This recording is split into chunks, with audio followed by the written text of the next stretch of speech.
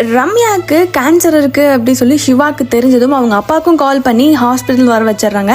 2 பேரும் பேசுகிறப்ப இதுக்கு அபார்ஷன் தான் ஒரே வழி அப்படி சொல்லி டாக்டர் சொல்கிறப்ப அதெல்லாம் கண்டிப்பாக நாங்கள் பண்ணவே மாட்டோம், வேறு ஏதாச்சும் வழி இருந்தால் சொல்லுங்கள் அப்படி சொல்லி டாக்டர்கிட்ட பேசிகிட்டு இருக்கான். இருந்தாலும் அவர் வேறு எந்த வழியும் இல்லை அப்படி சொல்லி சொன்னதும் இதுக்கப்புறம் நான் பார்த்துக்கிறேன் அப்படி சொல்லி அவங்க அப்பா கிட்டேயும் சொல்லிட்டு ரம்யா கிட்ட அவளுக்கு இப்படி ஒரு பிளட் கேன்சர் இருக்குது அப்படிங்கிறதையும் சொல்கிறாங்க.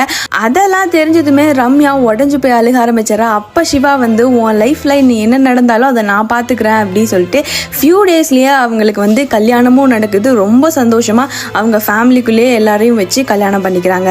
அதுக்கப்புறம் அவங்க வாழ்க்கையில் ரம்யா ஆசைப்படுற ஒவ்வொரு திங்ஸையும் சிவா அவளுக்காக செஞ்சு கொடுத்துட்டு இருக்கான். ஒவ்வொரு டைம் கீமோதெரப்பிக்கு போகிறப்போ கண்டிப்பாக உனக்கு இந்த குழந்தை வேணுமா ரம்யா அப்படி சொல்லி கேட்குறப்பவும் ரம்யாவுமே அவளுக்கு இந்த குழந்தை வேணும் அப்படிங்கிறத டாக்டர் கிட்ட உறுதியாக சொல்கிறா. அதுக்கப்புறம் கொஞ்ச நாள் அவங்க லைஃப் ஹாப்பியாக போயிட்டுருக்கு. போக போக ரம்யாவோட கண்டிஷன் ரொம்ப மோசமாக போயிட்டுருக்கு. அவளுக்கு ஹேர் லாஸ் ஃபுல்லாக ஆயிடுது. அதனால ரம்யாவை இன்னும் கொஞ்சம் ஹாப்பியாக வச்சுக்கணும் அப்படிங்கிறதுக்காக சிவாவும் சேர்ந்து மொட்டை அடிச்சுட்டு இனிமேல் வி ஆர் த மொட்டை கப்பிள்ஸ் அப்படி சொல்லிட்டு 2 பேரும் பேசி சிரிச்சிட்டு இருக்காங்க.